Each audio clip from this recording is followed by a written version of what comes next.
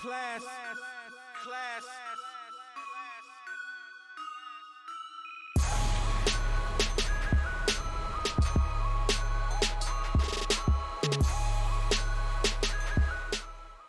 What's good, everybody?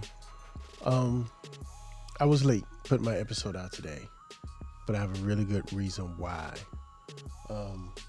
I got a chance to address new physicians for the Navy, internal medicine and cardiac physicians for the Navy, young Navy doctors who just got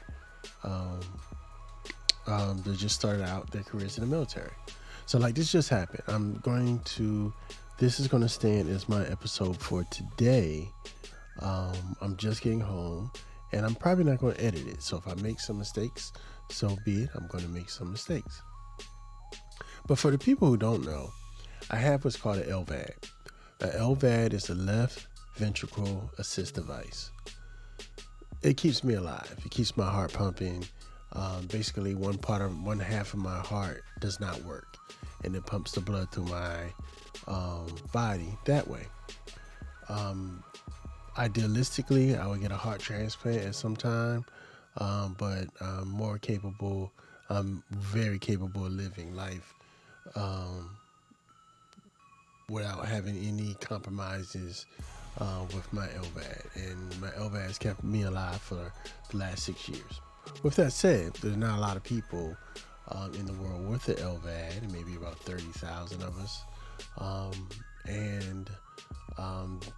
There are no patients currently at the Portsmouth Naval Hospital facility that have an LVAD. So if you want to learn about one, you need someone like me to come in and, teach you about it. And I let them poke and pry a little bit and listen. I don't think that during this challenge I've mentioned much about the podcast LVAD Talk, but that's where this came from. I have two podcasts. Everybody knows about the 757 Renaissance Man, but that's the podcast that I like to do. I do for fun. I do, for the thrill of it. But the podcast that I have to do, and I feel like it's my calling to do, is the LVAD Talk podcast.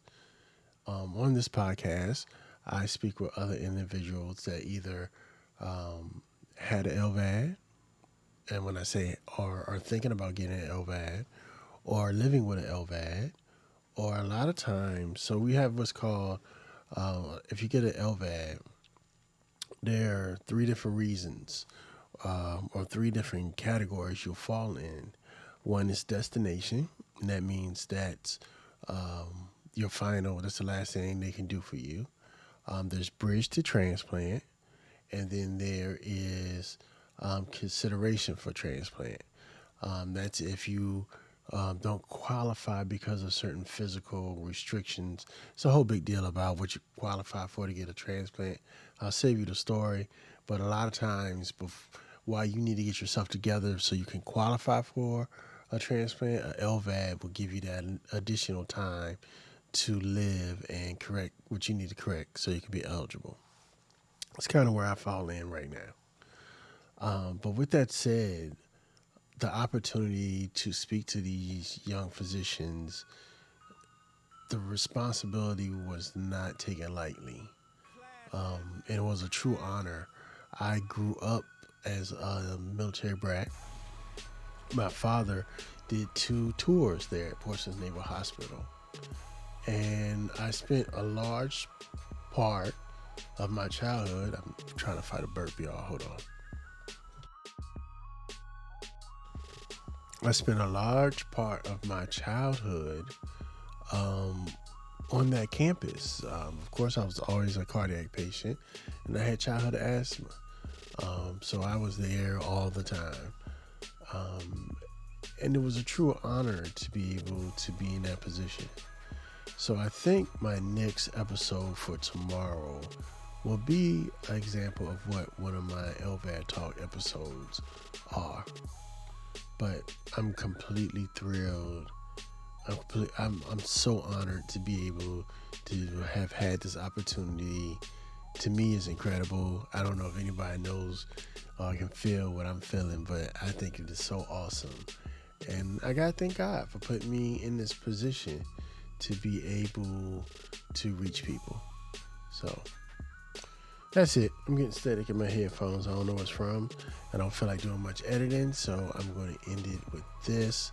But look out tomorrow. I will be back on time, and I will probably showcase an LVAD Talk episode. All right, y'all. Thank you for dealing with my rambling today. I'm going to hurry up and post this.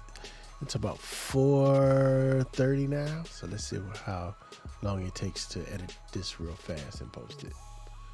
Again, I'm Sean, 757 Renaissance Man, LVADtalk.com, C4 Challenge, 30-day challenge, content creators of color.